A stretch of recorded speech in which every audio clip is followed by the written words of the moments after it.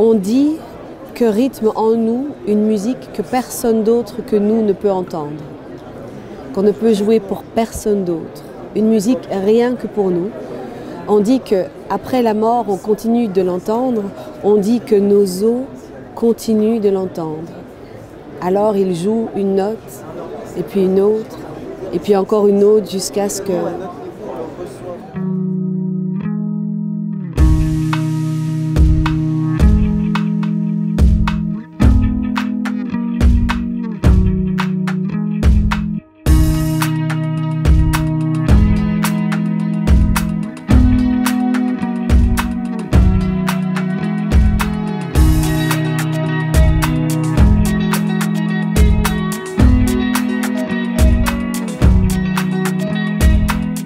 En fait, la première fois que je suis rentrée au Rwanda, c'était juste après le génocide, en 1995, parce que je voulais faire le chemin inverse. C'est-à-dire que voilà, ma famille quittait le pays, et donc il y avait la mort qui avait été semée sur toutes les collines, et c'était comme un élan de vie. Alors je me suis dit, il faut y aller pour dire qu'on est vivant. C'est le premier réflexe. Et puis ensuite, j'y suis allée pratiquement toutes les années pour voir comment le pays se reconstruisait. À l'époque, j'étais en formation au conservatoire, donc c'était pas une évidence que la culture puisse, en des temps aussi compliqués, contribuer à la reconstruction du pays. Enfin, il fallait réparer les routes, soigner les gens, enterrer les... Enfin, la culture telle qu'on la pense ici, l'art en tout cas, c'était pas évident.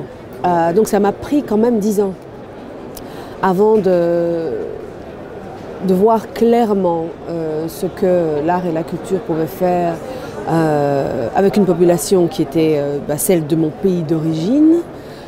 Mais que je ne connaissais qu'à travers la poésie, les chants, la danse.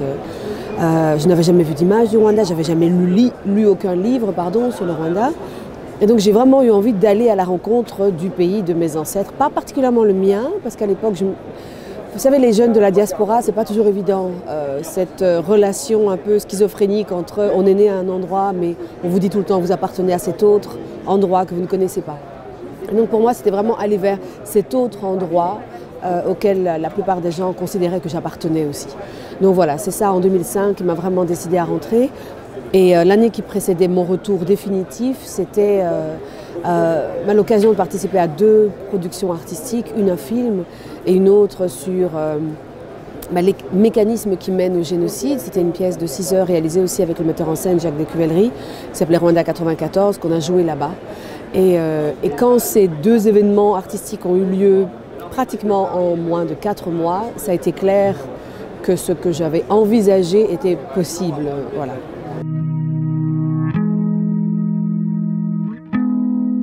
D'abord d'accompagner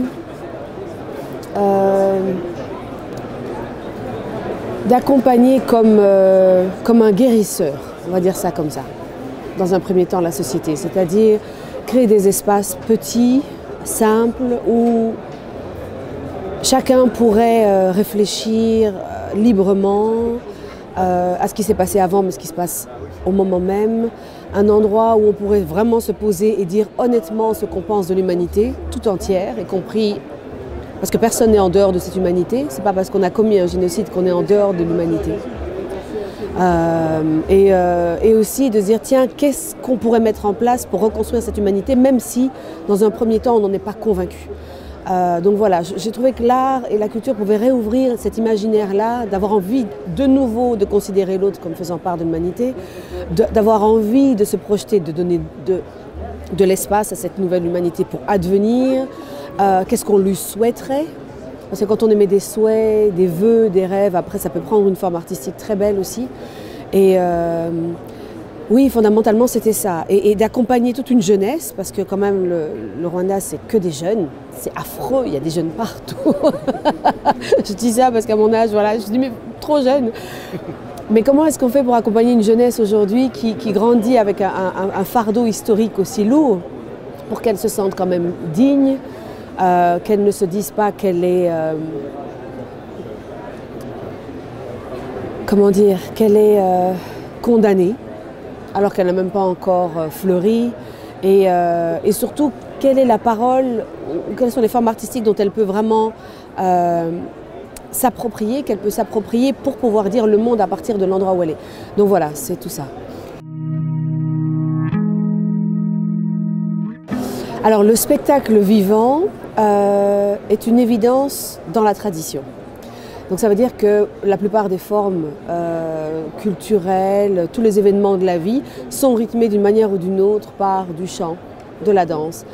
On a une culture poétique énorme, on a 7 genres poétiques, etc. Donc c'est là dans l'ADN des gens. Les gens se disent avec énormément de poésie, se dansent, enfin, c'est magnifique, on a à peu près une trentaine de genres de danse traditionnelle, etc. Donc c'est vraiment là.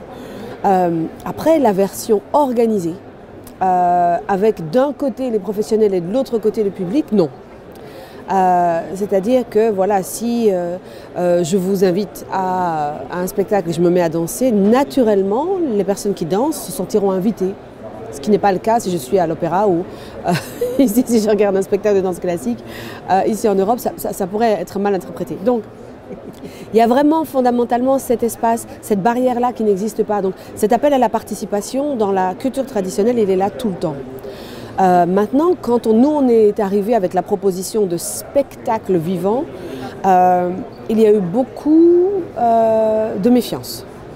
Parce que beaucoup de jeunes artistes rwandais ont participé en chantant à la propagande pour le génocide, pour la haine. Beaucoup d'hommes de lettres ont écrit des pamphlets d'une finesse extraordinaire. Donc, que ce soit le gouvernement ou la population, les gens nous regardaient en se disant on connaît le pouvoir des arts, vous pouvez être dangereux aussi.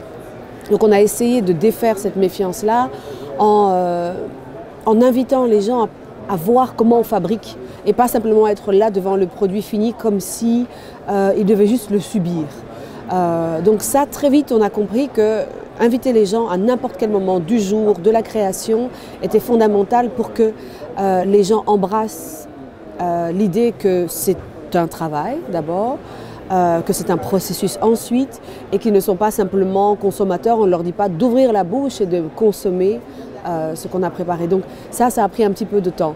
Et puis, par contre, ce qui est fantastique, c'est que dans une société comme la mienne où l'histoire du théâtre, comme en Belgique ou comme en France, est beaucoup moins longue, en tout cas historiquement, ou moins ancienne, on va dire ça comme ça, c'est que les gens sont prêts à tout. On peut tout leur proposer, ils sont preneurs. Et la prise de risque, elle est totale. Les jeunes artistes, je peux les emmener dans n'importe quel registre, ils foncent. Le public vient en disant, on sait que de toute façon, on va vivre une expérience et on est là pour ça. Et il n'y a pas de filtre, il n'y en a plus. Les gens ont une capacité à prendre des risques qui est plus difficile dans cette partie du monde.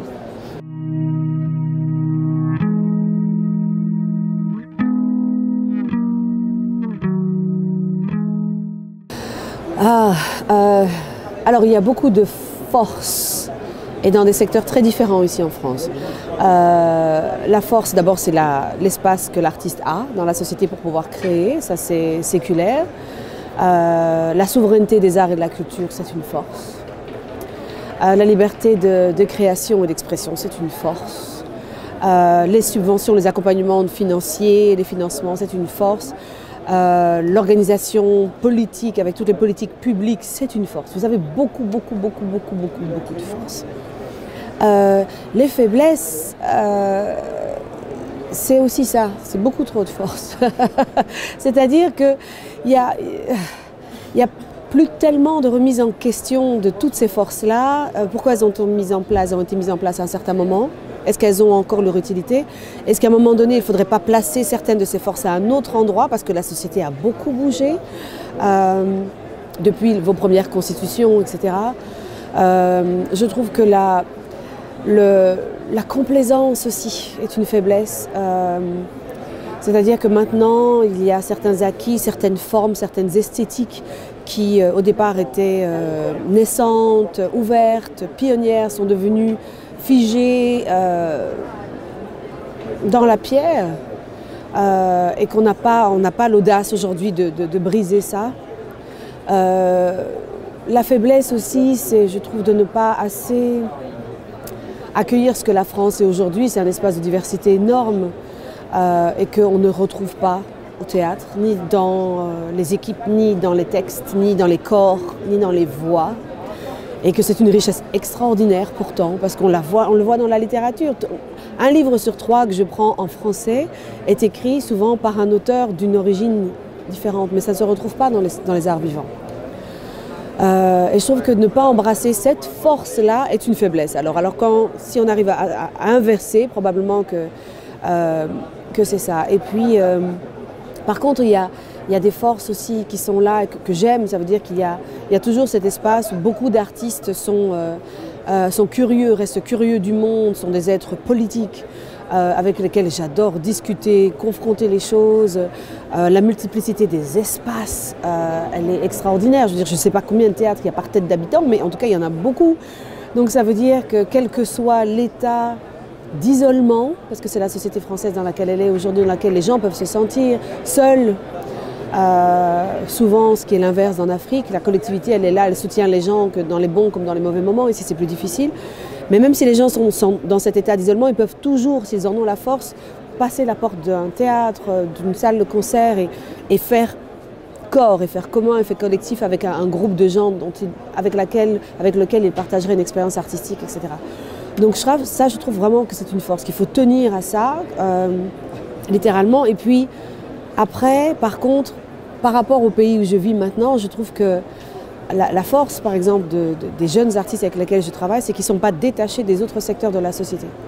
Et que je trouve qu'ici, on est un peu trop. En tout cas, en Europe, je veux dire occidentale, l'art et la culture sont là comme une île qu'il faut joindre à la nage. C'est 3 kilomètres, tout le monde n'a pas le souffle pour y arriver. Et qu'elle ne voit pas tout ce qu'il y a autour. Et qu'autour, les gens pourraient se noyer, que les gens, on est contents d'être sur notre île. Et je trouve qu'avec l'état de l'Europe actuelle, il faudrait peut-être que les artistes réapprennent à nager et à aller vers les autres îles que sont l'éducation, la santé, voilà.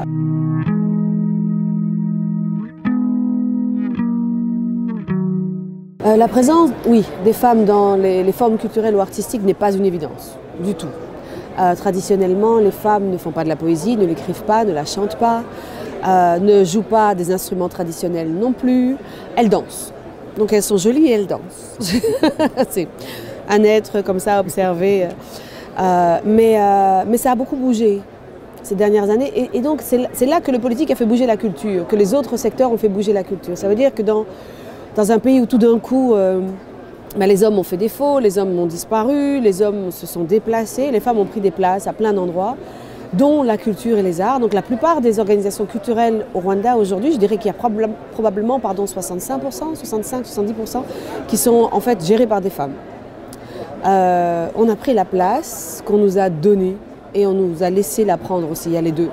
Donc maintenant les femmes, le plus grand groupe de tambourinaires au Rwanda, ce sont des femmes, c'est une centaine de femmes, Ingomashia. On est là à l'écriture, à la mise en scène, à la production des festivals, on est là dans les groupes de réflexion sur les cultures politiques, etc. Donc les femmes sont partout. Au Rwanda, ici on est 8 femmes, voilà, on aime les hommes, hein, il n'y a pas de souci avec ça, beaucoup même, mais là on est 8, oui, on choisit quand et comment. Mais là, 8 femmes, 8 d'abord, ça s'est fait un peu par hasard et puis finalement ça a du sens parce que 8 en Kinyarwanda, ça veut dire l'infini comme ici, mais ça veut dire aussi l'héritage en Kinyarwanda. Et on s'est dit tiens, on va s'arrêter à 8.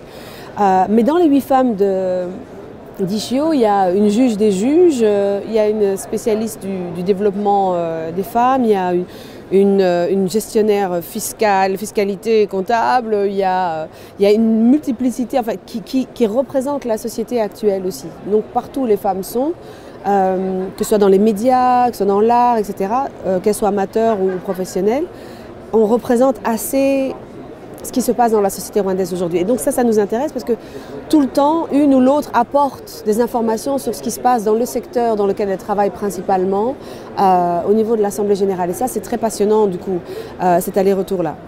Et puis alors après, maintenant, ce qui se passe au Rwanda, c'est que c'est devenu facile pour nous. Au gouvernement, je crois, le cabinet de la présidence a plus de 54% de femmes ministres. Donc ça veut dire que quand on se rencontre dans les réunions, etc., c'est femme à femme, maintenant ça va, au Parlement même chose, voilà. Mais on doit encore déconstruire cette idée que la femme ne peut pas parler ou contredire par exemple son mari en public. C'est pas qu'elle se tait, parce que traditionnellement la mère du roi était plus puissante que le roi lui-même. Donc le roi était en réunion, il discutait. La femme était juste derrière un paravent. Tout le monde savait, la mère, pardon, qu'elle écoutait. Et les hommes disaient tous, on va dormir pour réfléchir, mais chacun allait consulter sa femme ou sa mère. Et le lendemain, revenait. Donc le pouvoir des femmes, derrière le rideau, il est connu et il est accepté, etc. Maintenant, nous, on a un peu entrouvert le rideau, on dit, bon, ça suffit de rester caché derrière, on n'est pas des ombres. En plein jour, ça peut se faire aussi. Et donc, on y arrive tout doucement. Parfois, les hommes, les jeunes hommes sont un peu déstabilisés. Ils disent, mais vous avez pris toute la place. Maintenant, il y a vous et les gorilles. Nous, on n'a plus d'espace. On leur dit, laissez-nous juste un siècle ou deux. Et puis après, on va y arriver. Mais ça commence. On a des jeunes artistes, chanteuses vraiment super chouettes, les Chanel, les Solange, des réalisatrices, des femmes de cinéma extraordinaires, des auteurs aussi. Donc voilà, tout doucement, on rattrape le retard. Oui.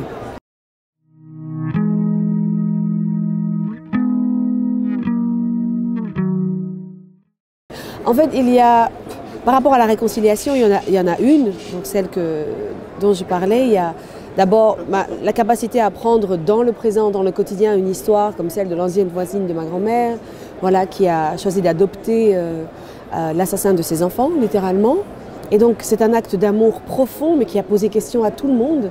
Et donc de pouvoir, entre guillemets, transformer cette histoire-là en pièce de théâtre était pour nous, un artiste, d'abord un hommage à son humanité, à une sorte d'amour absolu, et à poser la question, est-ce que nous en sommes capables, oui ou non, juste poser la question sans jugement, etc. Et donc pouvoir déplacer ça dans les maisons des gens, dans les espaces publics, bibliothèques, etc. Ça, c'était déjà absolument magnifique. Une autre expérience aussi que j'ai adorée, c'était de demander d'abord l'autorisation à l'Institut, comment ça s'appelle encore ? À l'Institut de régulation, parce qu'on a voulu ouvrir une ligne de téléphone gratuite, où on a demandé aux gens si vous pouviez garder un seul souvenir d'une personne que vous avez perdue et qui a disparu pendant le génocide, ce serait lequel ? Et on a discuté, débattu avec beaucoup de gens en disant, mais est-ce que vous êtes sûr que c'est bien ? Ça va traumatiser les uns, etc. On a dit non, on voudrait simplement réconcilier les gens avec la vie de ceux qu'ils ont perdus et pas uniquement se rappeler leur mort. Et on a eu des milliers de messages plus hilarants les uns que les autres et beaux, où on entendait les gens sourire au téléphone. Qui sait, je sais pas, c'est le jour où j'ai eu mon diplôme, ma maman m'a acheté une belle robe et j'étais tellement fière que je n'ai même pas osé m'asseoir pendant toute la journée. Une autre fois, c'était, je sais pas, quand une femme a eu son premier enfant et que pour la première fois, sa maman lui a dit qu'elle l'aimait, etc. Donc ça, c'est le plus beau souvenir, etc. Donc on a eu des milliers de témoignages comme ça, téléphoniques, et drôles et souriants, de gens, et je me suis dit voilà un endroit, et on a transformé ça en une cathédrale sonore, voilà un endroit où les gens sourient. En pensant à la mort, ils sourient. Donc ça les réconcilie avec ces cycles de là, avec tout ce que les gens qui ont disparu ont semé dans leur vie et qui font ce qu'ils sont aujourd'hui. Une expérience plus récente, qui est drôle aussi, c'est qu'on a commencé à travailler dans le spectacle jeune public, parce que les enfants, c'est quand même la majorité de notre population au Rwanda. Et donc les enfants, on joue, donc il y a un effet sur le plateau, un effet sonore et visuel. Et donc tout d'un coup, on a 300 enfants qui viennent sur le plateau pour toucher et voir les choses. Donc j'ai vu une espèce de marée de gamins foncer sur les comédiens, et les comédiens me regardaient, l'air de dire, je fais chacun son problème, pour ne pas dire autre chose. Et les enfants étaient émus et ils chantaient. Et donc quelque chose qui est à peine entamé, c'est comme une étincelle en fait. Un chant commence, les enfants reconnaissent 2-3 tonalités, etc. Ils l'embrayent en 2 secondes. Les écoles, au lieu de venir à 100, débarquent à 300 parce qu'un enfant a dit à un autre enfant, a dit à un autre enfant, il nous demande à la porte, ça va ? On fait, on va se débrouiller, on y va. Et donc c'est ça en fait, cette capacité à rejoindre les choses avec le cœur sans barrière, à s'émerveiller des choses, et ça prend pas beaucoup de temps. Donc c'est juste ça, fioup, et puis c'est parti dans tous les sens. Et ça, j'adore. Ça, c'est des choses auxquelles on ne s'attend pas. Beaucoup de gens ne s'attendent pas à ce que les gens sourient et rigolent au Rwanda, pensant à ce qui s'est passé à 25 ans. On dit, oh, on est en vie, on est en vie. On rappelle, on est en vie. Donc ça, je pense que c'est important. Et la jeunesse aujourd'hui, elle dit tous les jours qu'elle est en vie, elle refuse de se laisser uniquement porter par la tristesse et par la mort. Il y a des jeunes d'un collectif qui s'appelle Sick City, voilà en anglais, donc comme une ville malade, mais ils ont créé un événement qui s'appelle Notre Passé. Et chaque année, ils réunissent des milliers de jeunes qui artistiquement se posent la question de comment faire avec ce passé dont ils ont hérité. Alors ils font du slam, ils font des chants, ils font plein de choses comme ça. Et un des jeunes qui avait dit, qui avait repris une phrase, je ne sais plus quel philosophe, en disant, il en a fait tout un poème qui dit il pensait nous enterrer, mais il ne savait pas que nous étions des graines. Et quand je vois les jeunes aujourd'hui au Rwanda, moi je vois que ça. Je vois des graines qui ont poussé. C'est chouette.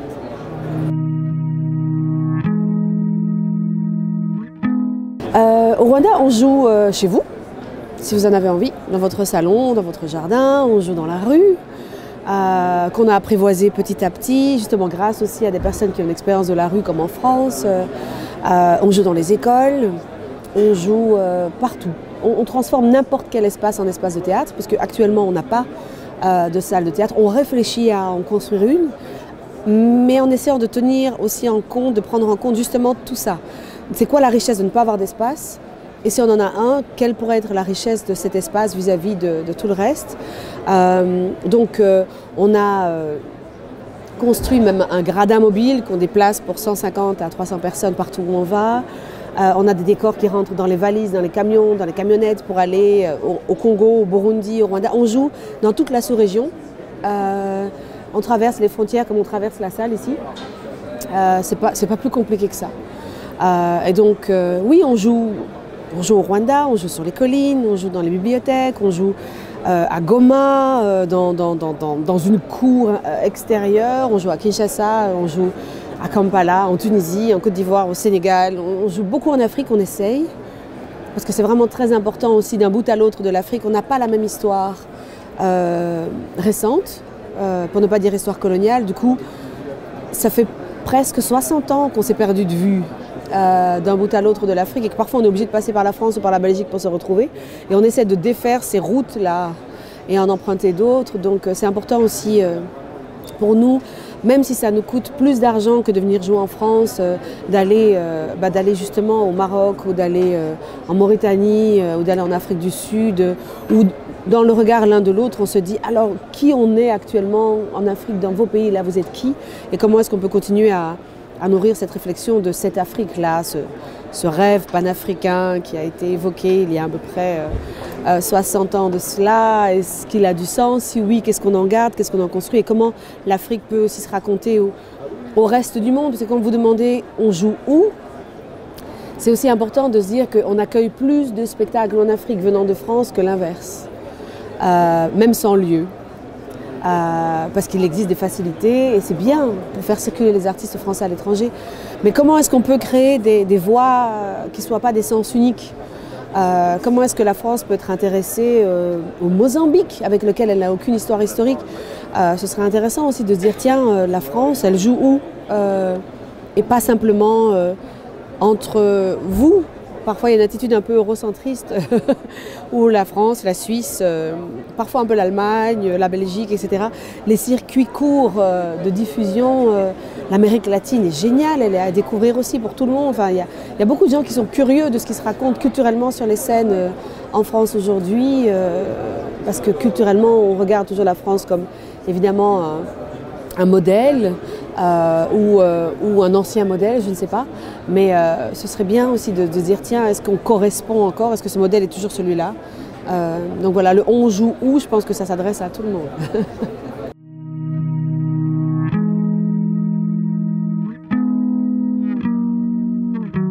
Alors, on rêve grand, hein, on y va? Ok. J'aimerais bien voir au Rwanda un centre de recherche artistique et culturelle qui concernerait toutes les humanités africaines, boum, dont les artistes pourraient s'inspirer pour créer des spectacles. J'aimerais voir une compagnie aérienne africaine qui ne s'occuperait que de faire circuler les artistes. J'adore. J'aimerais que le théâtre et la musique, tous les arts soient une discipline aussi importante que les mathématiques et les sciences, les nouvelles technologies dans toutes les classes. du Rwanda et du continent. J'aimerais que le ministère de la Culture ne soit pas un, mais soit partout, dans tous les autres ministères. J'aimerais que chaque artiste soit un ambassadeur de sa culture pour les autres pays et un passeport diplomatique. Parce que c'est probablement la personne qui peut au mieux représenter le pays, son présent, sa culture, le présent et le passé. J'aimerais que les jeunes du Rwanda, donc pendant 25 ans, continuent à avoir beaucoup d'empathie, gardent ce sens de la responsabilité et de la vigilance et qu'ils le partagent avec tous les autres jeunes du continent. J'aimerais que les milliardaires du continent, qu'ils soient dans les mines, dans le pétrole, etc., reversent au moins 1% de ce qu'ils gagnent, de leurs bénéfices pour des fonds à la culture en Afrique. Et que... oui, c'est ça. À peu près. Merci beaucoup.